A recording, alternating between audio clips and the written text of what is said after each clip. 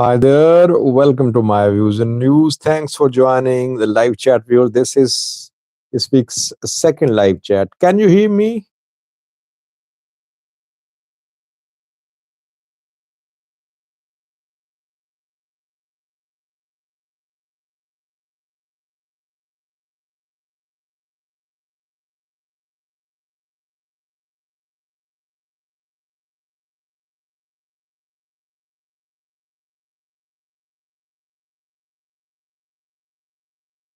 Thank you for responding with yes. This live chat has only one topic: exclu- exclusive information come analysis for you. A dangerous strategy which has been adopted by Ethiopian PM reportedly.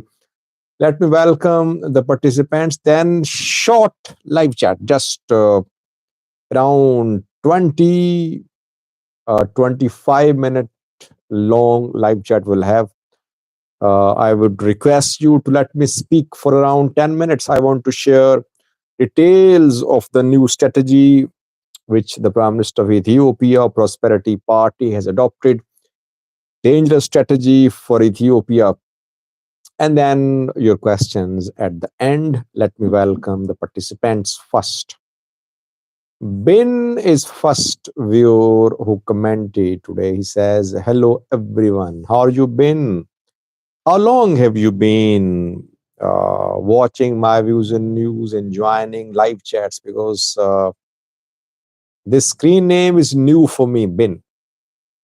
Tola H is not new. I have seen this user in live chats in the past too. Welcome, Tola. Wondi Megagan Emmanuel joined too. How are you, Wondi? Red Moon Entertainment as well.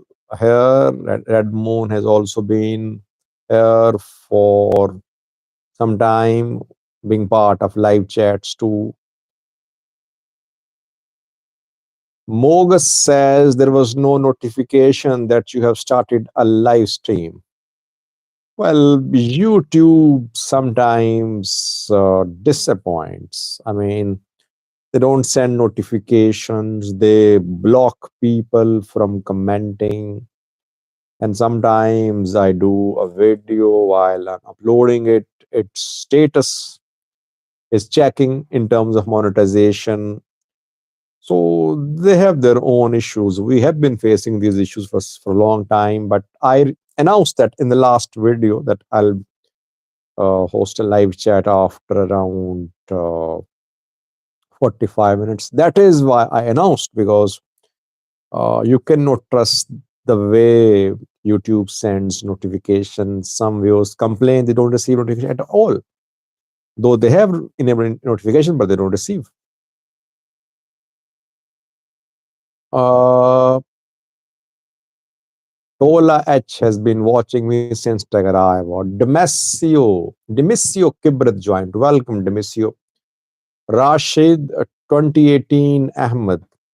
Fast news as all fast news always. Thank you, Rashid. Mela TV Milat says, "How about me?" Yes, new name for me, but not completely new. I think I have seen this name in the past. Michael Kidane joined to welcome Michael, Jafar Jamal, regular viewer. Nahom Mark, how do you rate Ethiopian foreign policy?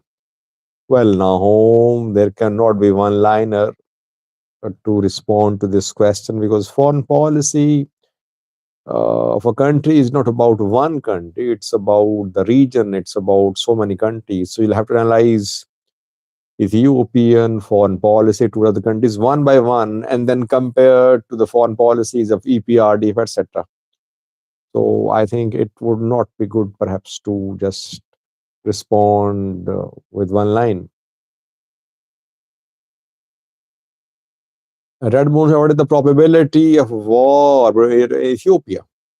Well, I did in last night's live chat, I spoke for around 10 minutes on this question, Red Moon. I would request you to see that live chat. I addressed this question in detail. I shared my views about the imminence of war between Ethiopia and Eritrea. Bashe joined to welcome Bashe. Orom Ticha says, "Hi, Mr. Sajid. How was with Amhara Fano during stay with them last 2 weeks?" I wasn't staying with Amhara Fano. No one is ready to join me, by the way. I can't visit Africa. I visit only non-African countries. No one is ready to accompany me. Uh, Neither from Fano, from Tigray, from Oromi, etc. No one. Be better says, you think TPLF will align with Shabia or be neutral?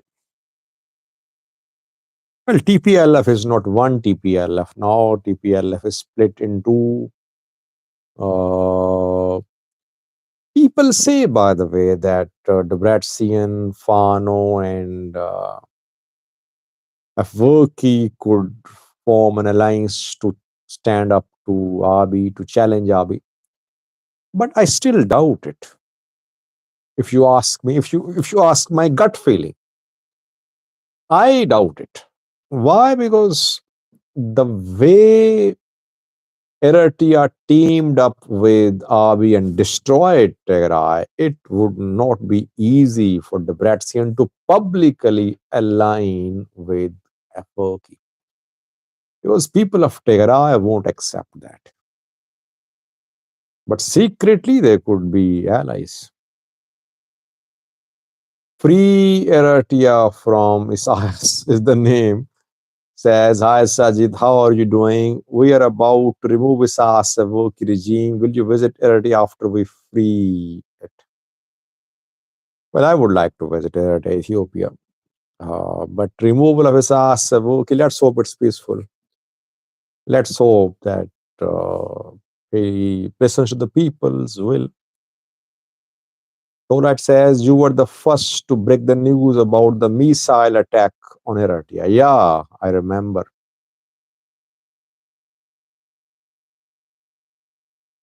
Someone says, Sajid, your videos will be a reliable reference about Abiy's era in the Ethiopian history. Thank you.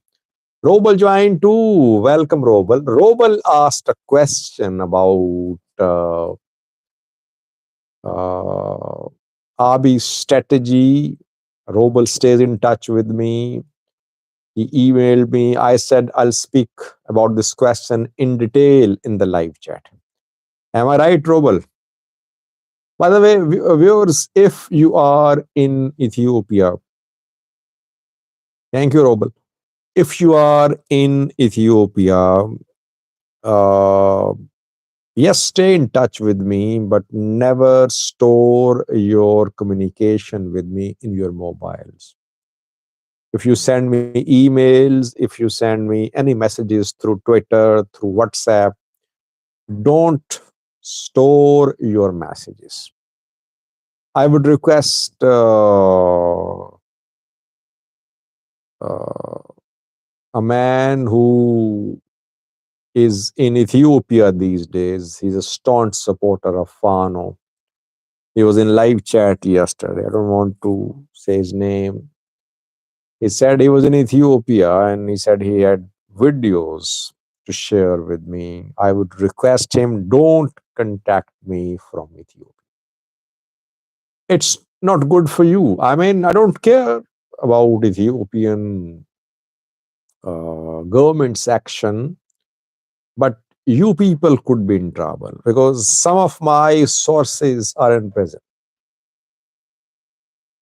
Uh, Jafar is saying his name is Yamasgan. Well, whoever he is, several of my sources are in prison. Uh, One of them has been in prison for almost a year.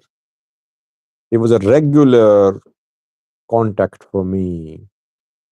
I don't know what happened, but I would request you that don't contact me from Ethiopia.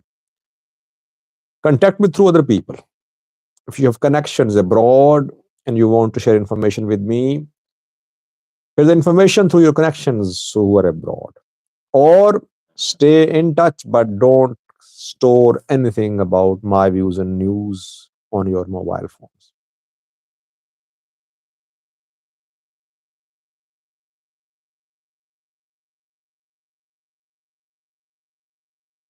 Let's start, viewers. I would request you, could you please just let me speak for around 10 minutes, less than 10 minutes. I want to share details of the policy which Ethiopian PM Prosperity Party have adopted.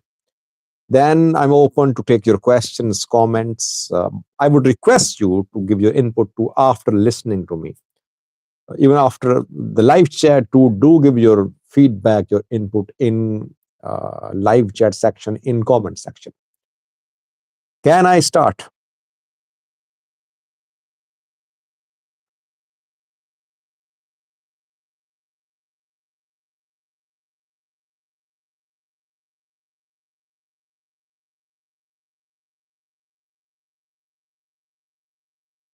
Dark Star joined to welcome Dark Star.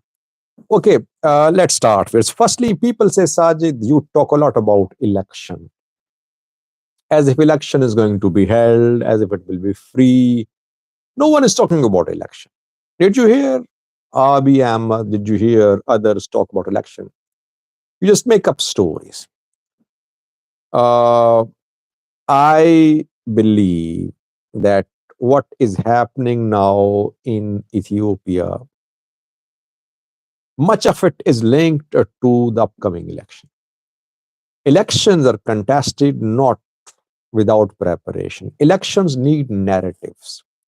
Elections need planning. So parties, leaders plan months before the date of election. What Jawar is doing, what OFC, OLF are doing, what the PP is doing, all are linked to the election. One important question, will Abiy hold an election or not? Is going to postpone election? Robel asked this question. He said, Sajid, could Abiy just wage war on narrative to postpone election? Or could he, or is he going to hold the election just like he held the election in 2021 while there was war in northern Ethiopia? At this point of time, postponement of election is not an agenda. Abiy is not planning to postpone election. That's what I understand. He wants to hold election, controlled election, tightly controlled by the government. But to win the election, he needs to have a narrative. He's building a narrative. If he fails to build a narrative, if he knows that it's difficult for him to be re-elected, then we could see limited armed hostility, internally or externally. But during that limited war, election will be held. He does not want to postpone election indefinitely because he takes pride in his democratic credentials. Though I criticize him, I say that he is not democratic. He is not truly democratic. He is against opposition. He does not believe in building institutions. He just wants to prolong his stay in power. He does not respect democratic values. I have been saying that for almost 4 years now. From day one, this is what I've been saying. That he claims to be democratic, but reality is different. So I believe that he won't postpone election. He will hold election, but if he knows that he's going to lose, he might start limited war. But even then, election will be held, though a little late. First, this is what I am clear about. Because last time, in 2021, there was full-scale war in Ethiopia, but still he had election. Why? Because That uncertainty suited him. It was easy for him to get himself elected.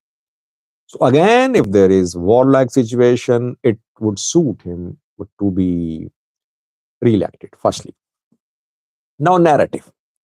Parties run elections on narrative. Parties cannot run election. Parties cannot participate in elections without parties contest elections on narratives. If narrative sells, parties gain victories. If narratives fail, parties lose. Abiy's narrative is about prosperity. He claims that his era was the era of prosperity, era of development, era of reconciliation. And you would see, I think, Abiy will inaugurate GERD 2 in coming months. He will cash in on the completion of GERD 2. But important point, which I want to share with the main topic of this live chat is that Abiy needs support from Oromia. No matter how popular he is in other regions of Ethiopia, if he does not get large scale support from Oromia, he will have no real chance of winning the election. Oromia split. Oromia PP, OLF, OFC, OLA, main players in Oromia. It means he needs to have a narrative. He must have a narrative to rally support, to get support from different parties in the Oromia region. This is what he's working on. He's building a narrative for Oromia, not publicly. Nothing is being said publicly. Public narrative is narrative of development, narrative of peace, narrative of reconciliation.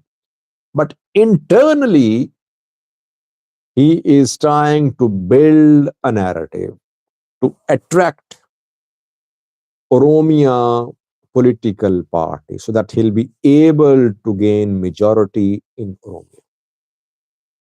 Dangerous narrative. Abiy's team has contacted political players in the Oromia region. And Abiy's team is telling the Oromo politicians that an alliance has been formed by Northerners. Northerners means Tigrayans, Amharas, and Eritreans. Pano, Debretsian, Isasevo. That this alliance has been formed by Northerns against Oromia, against Oromos. And if Oromos don't unite today, they'll suffer. After a long struggle, they managed to be main political player in Ethiopia. But now Northerners are trying to team up to remove Oromos from power. This is the time that all Oromo parties should join hands to counter the threat, political threat or military threat from the north. This is what Abiy's team is communicating to Oromo Liberation Front, Oromo Federalist Congress, Oromo Liberation Army, and maybe Ogaden National Liberation Front, which is not based in Oromia, it's based in the Somali region of Ethiopia. Abiy wants to talk to these groups in Oromia. He's telling them, let's sit, let's reach an agreement, let's contest the next election together. Let's sign some sort of charter to ensure the dominance of Oromos in Ethiopian politics. He's threatening them that if today you remain split, tomorrow you'll be replaced by Northerners. You won't have the significance in future which you have today if you don't unite. This narrative is being built by the Oromia Prosperity Party to unite Oromos. Now, ball is in the court of Oromo opposition parties. Oromo Federalist Congress, Oromo Liberation Front. Will they buy this narrative which is being sold by the Prime Minister of Ethiopia?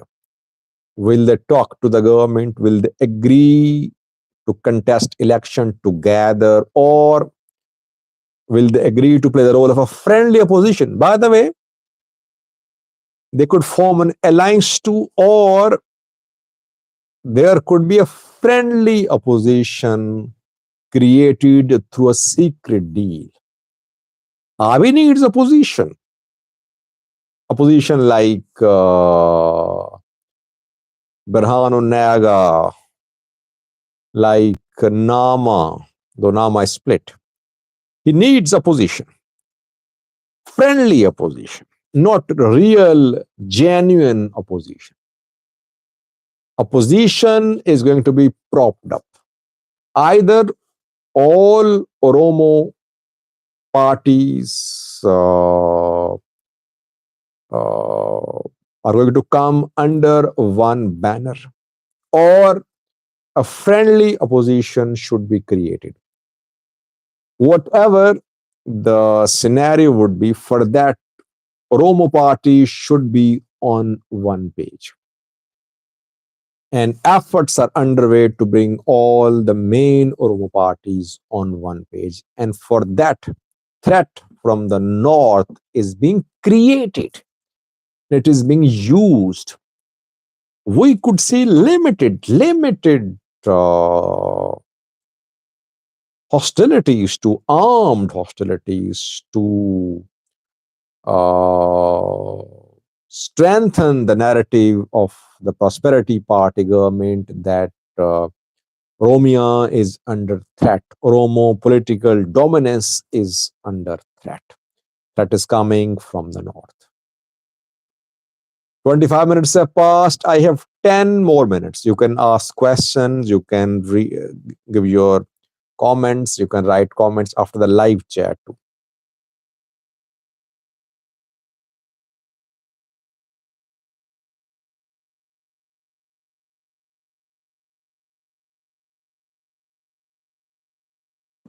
General says, hi Sajid, is this the Oromoma card you have been talking about for a long time? Well, I said, if you remember, months ago, that Abiy's last card will be Oromoma card, not an Oromo country.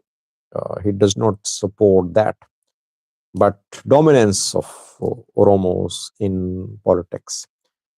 And for politicians, power matters. This narrative is a very dangerous narrative which Abiy's government is going to strengthen. It's not good for unity, for peace, for cohesion, for harmony in Ethiopia. But for politicians, power matters.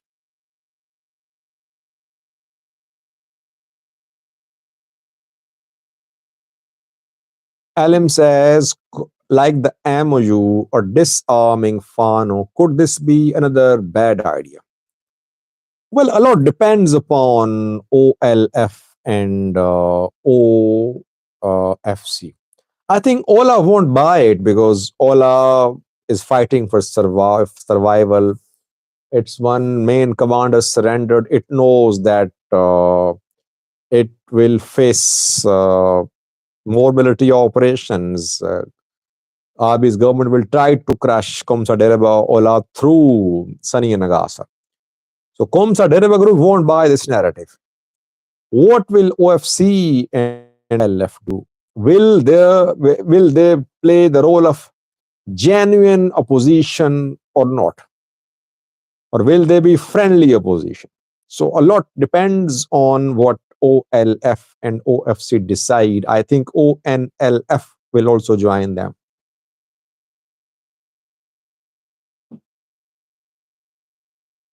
One in a million said, do you think there is a northern coalition that will threaten Abiy? I don't know, but this is what Abiy is claiming.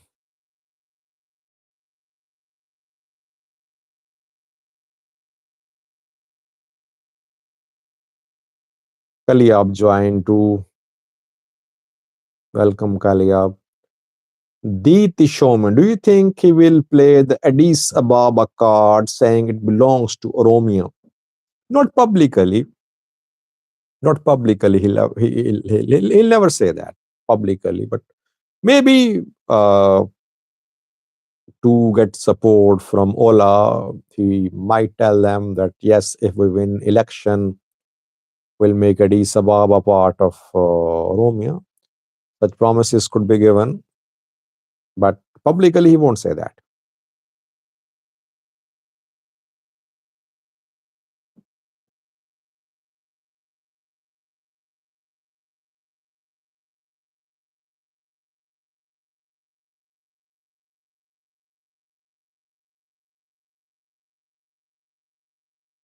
Kaliab says, hi Sajid, you were saying that Isaias is not going to build the country, but you see how his mentality is. Yes, I hoped back then that maybe after Pretoria, Isaias would focus on economy, he would focus on abolishing conscription, national service, indefinite national service. And he visited, I think, China. We heard that he was interested in doing something economically, but nothing happened. Same uh, security related issues.